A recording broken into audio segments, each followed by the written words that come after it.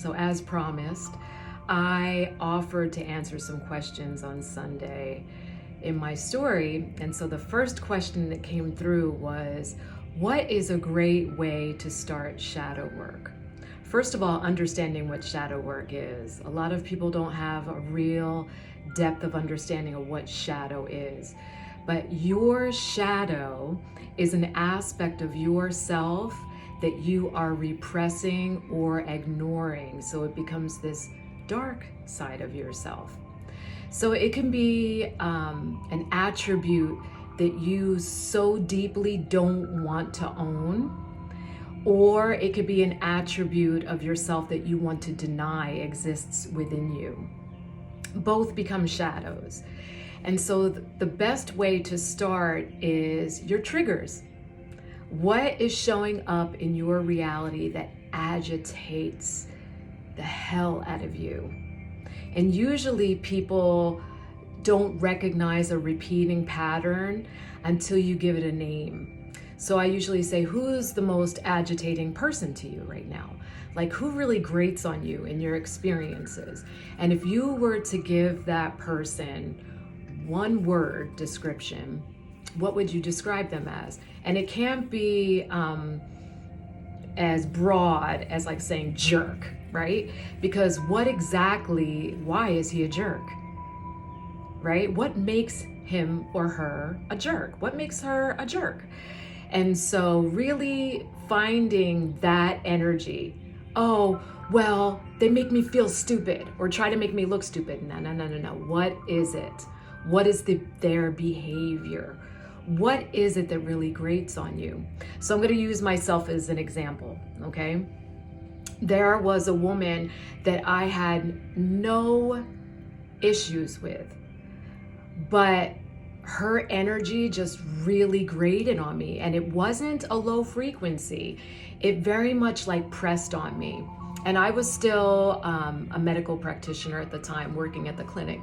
But every time I would come into shared space with this person, it just pressed on me. And I knew it wasn't her. I have no reason to dislike this person. I rarely see her. And so I really had to ask myself, what is it about her? And I was like, wow, okay.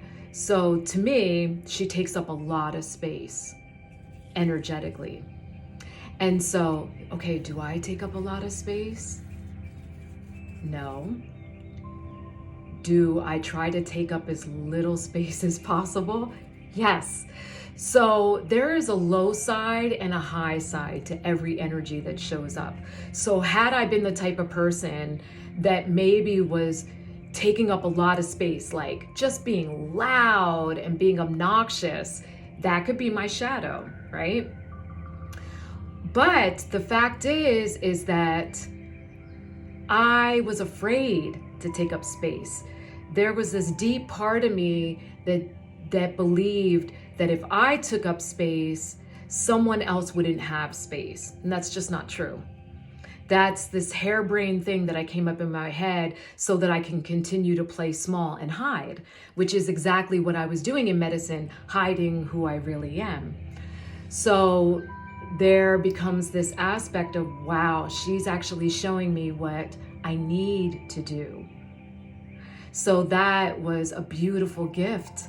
And so when I really started owning it and being more visible and being more vocal about who I was and feeling more comfortable taking up space, she no longer grated on me that way.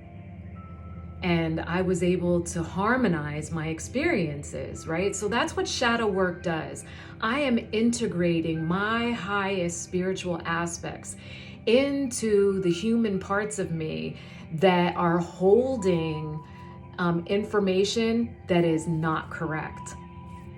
That's part of the programming, the conditioning, right? So I wasn't overthinking, because that would be ego, where if every time I came into space with her, I'm like, she's fucking annoying, and avoid her. That would be ego. The avoidance would be toxic feminine. Or if every time I see her, like, you can tone that down a little bit, then that would be toxic male, because I'm bypassing my heart. But staying in your heart is 100% the way,